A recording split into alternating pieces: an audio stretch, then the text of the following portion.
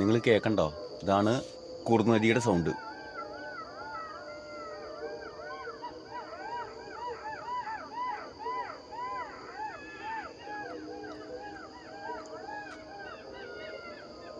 ഇതാണ് കുറുനരി എന്ന് പറഞ്ഞ സാധനം. പറഞ്ഞാൽ നമ്മുടെ നാട്ടിൽ കുറുക്കനില്ല, പട്ടിയെ പോലത്തെ ഒരു സാധനമാണിത്.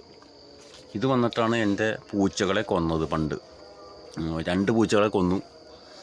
പിന്നെ ഈ പൂച്ചകളുടെ കൂടിൻ്റെ പുറമെ വന്നിട്ട് ഈ സാധനം സൗണ്ട് ഉണ്ടാക്കും. നിർത്തി, ഇപ്പോൾ നോക്കിക്കോട്ടോ, ഇപ്പോൾ വെയിറ്റ് ചെയ്തോ, ഇപ്പം ഞാൻ കേൾപ്പിച്ചില്ല.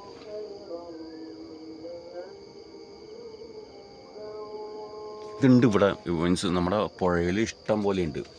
അപ്പം ഞാൻ ഇപ്പോൾ എന്ന് വന്നേക്കണത് ഇത് മീൻ പിടിക്കാൻ വേണ്ടി വന്നേക്കണതാണ്. അപ്പോൾ അതിനത് ഹെഡ്ലൈറ്റും കാര്യങ്ങളൊക്കെ വെച്ചിട്ടുണ്ട്. നമ്മുടെ ഇതുണ്ട്, ചൂണ്ടയുണ്ട്, മറ്റേ സ്പിയർ ഗണ്ണ്. അതൊന്ന് പ്രാക്ടീസ് ചെയ്യാൻ വേണ്ടി, കഴിഞ്ഞ ദിവസം കലക്കലായതുകൊണ്ട് അടിക്കാൻ വേണ്ടി പറ്റിയില്ലായിരുന്നു. അപ്പോൾ ഇന്ന് ഒന്ന് അടിച്ച് നോക്കാം എന്നോർത്ത് വന്നേക്കാണ്. ഇപ്പോൾ നമ്മുടെ റജുവായി ഉണ്ട്, പുള്ളി അവിടെ പോയി നോക്കുകയാണ് എങ്ങനെയാണ്.